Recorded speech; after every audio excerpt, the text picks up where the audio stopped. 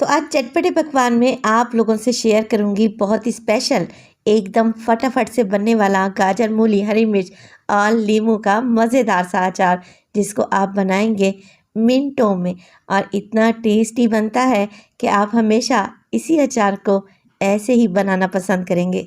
बिस्मिल्लाहिर्रहमानिर्रहीम। अस्सलामुअलैकुम। खुश रहें, आबाद रहें, जहाँ भी रहें, हैप्पी रहें और हेल्दी रहें। तो मैं हूँ फ़ायज़ा और वेलकम करती हूँ आपको चटपटे पकवान में। साथ ही अचार मसाला भी बनाएंगे, जिसको आप किसी भी तरीके से अचार में डालकर मिनटों में मज़ेदार सा अचार बना सकते हैं। तो वीडियो को तो आप लोगों ने एंड तक देखना है। अच्छी लगे लाइक कर दें और चटपटे पकवान को सब्सक्राइब भी कर लें। तो चलें फिर जल्दी से रेसिपी स्टार्ट कर लेते हैं। सर्दियों का ये स्पेशल और इंस्टेंट अचार बनाने के लिए मैंने 2 अदद बड़े साइज़ की गाजर, 2 अदद बड़े साइज़ की मूली, आधा पाव मैंने लिए हैं यहाँ पर लेमन और आधा पाव ही मैं इस्तेमाल करूँगी हरी मिर्च का। अच्छे से धो लें, धोने के बाद इन्हें खुश्क कर लें, पानी का एक कतरा भी इनके अंदर नहीं रहना चाहिए। अब देखिए अचार में फंगस लग जाता है, फफूंदी आ जाती है, जिसकी मेन वजह यही है कि आप हरी मिर्च की डंडी रिमूव कर दिया करें, इसी से फंगस लगता है। तो यहाँ पे देखिए हरी मिर्च की मैं डंडी रिमूव कर लूँगी। मैं यहाँ पर तीखे वाली हरी मिर्च का इस्तेमाल कर रही हूँ। आप चाहें तो ये मोटे वाली जो हरी मिर्ची आती है ना, जिनमें तीखापन कम होता है, वो भी ले सकते हैं। चलें जी, अब गाजर की कटिंग करके मैं आपको दिखा देती हूँ। आप लोगों ने क्या करना है, तकरीबन 3-3 इंच के गाजर के टुकड़े करें और फिर उसी टुकड़े से आप लोगों ने जूलियन शेप में कटिंग कर लेनी है। इस तरह क्या होगा, गाजर का अचार खाने में भी टेस्टी लगेगा और देखने में भी बहुत ही खूबसूरत नज़र आएगा। सेम कटिंग से मैंने मूली की कटिंग भी कर ली है और लेमन के आप 2 स्लाइसेस कर लें। बड़ा लेमन जो है उसके आप 4 से 6 हिस्से भी कर सकते। तो अब रह जाती है यहाँ पर हरी मिर्च। तो हरी मिर्च को 2 हिस्सों में डिवाइड करें और इस तरीके से कट लगा लें।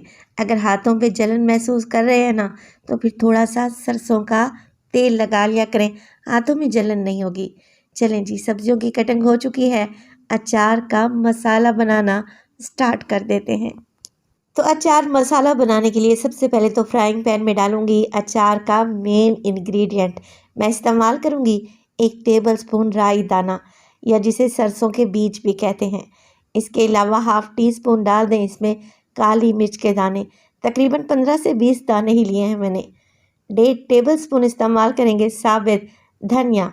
इसके अलावा डालेंगे मेथी दाना, इसकी मिकदार कम जाएगी, तो तकरीबन 1/4 टीस्पून के करीब मैंने मेथी दाना ऐड कर दिया है। 1 टेबलस्पून भर के डालें इसमें आप लोग साबित सफ़ेद ज़ीरा। 1 टेबलस्पून सौंफ का भी इस्तेमाल करूँगी और इसमें डालेंगे अचार में अच्छी खुशबू लाने के लिए अजवाइन, तकरीबन हाफ टी स्पून। बस अब फ्लेम को ऑन करें, बिल्कुल लो फ्लेम पे आप लोगों ने इन मसालों को भून लेना है। भूनने से क्या होगा, अचार की शेल्फ लाइफ बढ़ जाएगी, मसालों में जो मॉइस्चर होगा वो ख़त्म हो जाएगा। इसके अलावा अच्छी खुशबू भी आएगी। तो 1 से 2 मिनट के लिए आप लोगों ने बिल्कुल लो फ्लेम पे भून लेना है। देखें सारी चीज़ों का हल्का सा कलर चेंज हो चुका है, अच्छी खुशबू भी आने लगी है। तो फ्लेम को ऑफ कर दें, कोई मिक्सी जार ले लें या फिर कूंडी डंडा भी ले सकते हैं और इन सब मसालों को आप लोगों ने मोटा मोटा सा दरदरा सा कूट लेना है या पीस लेना है। देखें कुछ इस तरीके से मसाला पीस कर तैयार करना है आप लोगों ने, पाउडर नहीं बना लेना। तो देखिए आपको धनिया के मोटे मोटे से बीज नज़र आ रहे होंगे। बस जी, 1 टेबलस्पून इसमें डाल दें कश्मीरी लाल मिर्च का पाउडर। ये नहीं है तो रेगुलर मिर्च का इस्तेमाल करें, फिर उसकी मिकदार को कम कर दें, क्योंकि कश्मीरी लाल मिर्च ज़्यादा तीखी नहीं होती। 1 टेबलस्पून ही मैं इसमें डालूंगी कलौंजी, जिसमें अचार की जान है, और इसके अलावा हल्दी डालेंगे अच्छे कलर के लिए, तकरीबन 1 टीस्पून। बस जी, सारे मसालों को आप लोगों ने मिक्स कर लेना है। नमक इस स्टेज पर नहीं डालेंगे, नमक जब अचार बनाने लगेंगे ना, तब नमक का इस्तेमाल करेंगे। बस जी, बेहतरीन सा अचार मसाला तैयार है, आप इसे स्टोर करके भी रख सकते हैं। अब ले ली है मैंने एक कढ़ाई और उसमें डालूंगी 1 कप के बराबर सरसों का तेल। अचार सरसों के तेल में ज़्यादा टेस्टी बनता है।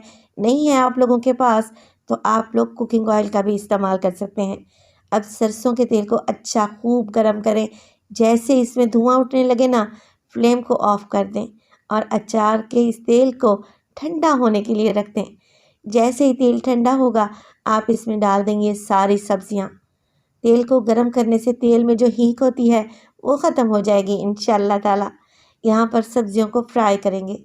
हल्की सी नरम पड़ जानी चाहिए सब्जियां, मगर ये क्रंची रहनी चाहिए।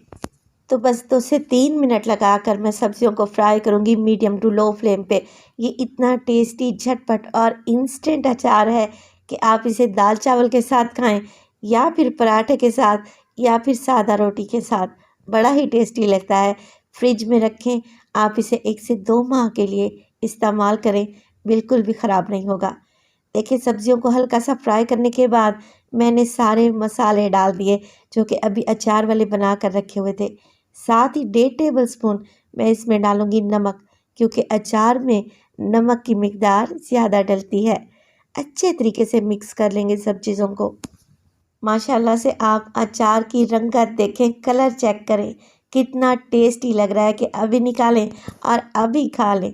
मज़ीद 1 से 2 मिनट के लिए अच्छे तरीके से भून लेंगे ताकि मसालों का कच्चापन निकल जाए। अब डालेंगे इसमें 2 टेबल स्पून सफ़ेद सिरका। इससे अचार ख़राब नहीं होगा और अचार में खट्टापन भी आएगा।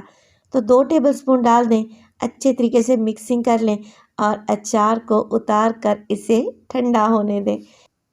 तो जैसे ये मज़ेदार सा इंस्टेंट चटपटा सा अचार रूम टेम्परेचर पे आएगा, आप इसे किसी एयर टाइट बॉटल में भर कर रख दें। फ्रिज में रखेंगे ना, तो 2 से 3 माह के लिए ये बिल्कुल भी ख़राब नहीं होगा इंशाअल्लाह ताला। तो मार्केट में सब्जियां भी बड़ी ही फ्रेश मिल रही हैं, तो देर किस बात की। झटपट से ये अचार आज ही बना लें और 1 से 2 माह के लिए इसे महफूज करके रख लें। यकीन करें, बड़ा ही टेस्टी बनता है। तो रेसिपी बनाएं और अपना फीडबैक दें। अपना बहुत सारा ख्याल रखिएगा। फ़ाइज़ा को अपनी दुआओं में याद रखिएगा। मुझे दीजिए इजाज़त। टिल देन, अल्लाह निगहबान।